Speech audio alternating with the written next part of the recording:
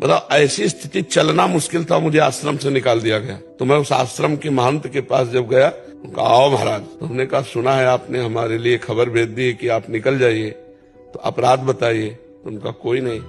उनका कारण बताइए। बोले कुछ नहीं कारण ऐसे, उनका आपको समझ में आना चाहिए कि मैं बीमार शरीर हूँ, कम से कम आपके यहाँ छत के नीचे तो पड़ा हूँ, हमारा कोई भरोसा नहीं है कि कब शरीर छूट जाए, तो कम से कम आप लोगों के बीच में। तो उन्होंने एक शब्द कहा, उनका मैं आपका ठेकेदार हूँ क्या?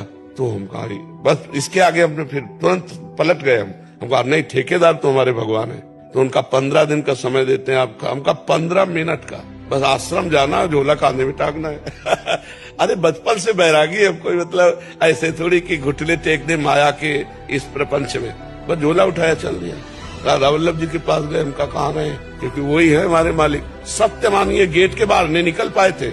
एक संत आए, बोले झोला वोला कहाँ लिए घूम रहे हो? बताओ, ऐसी स्थिति, चलना मुश्किल था, मुझे आश्रम से निकाल दिया गया। तो मैं उस आश्रम के महंत के पास जब गया, उनका आओ महाराज, तो हमने कहा सुना है आपने हमारे लिए खबर भेज दी कि आप निकल जाइए, तो अपराध बताइए। तो उनका कोई नहीं। उनका कारण बताइए। बोले कुछ नहीं कारण ऐसे, उनका आपको समझ में आना चाहिए कि मैं बीमार शरीर हूँ, कम से कम आपके यहाँ छत के नीचे तो पड़ा हूँ, हमारा कोई भरोसा नहीं है कि कब शरीर छूट जाए, तो कम से कम आप लोगों के बीच में। तो उन्होंने एक शब्द कहा, उनका मैं आपका ठेकेदार हूँ क्या? तो हम कहा बस, इसके आगे हमने फिर तुरंत पलट गए। हम कहा नहीं, ठेकेदार तो हमारे भगवान है। तो उनका 15 दिन का समय देते हैं आपका। हमका 15 मिनट का, बस आश्रम जाना, झोला कांधे में टांगना है। अरे बचपन से बैरागी है कोई, मतलब ऐसे थोड़ी कि घुटने टेक दे माया के इस प्रपंच में। बस झोला उठाया चल दिया।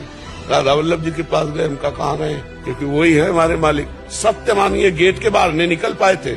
एक संत आए, बोले झोला वोला कहाँ लिए घूम रहे हो?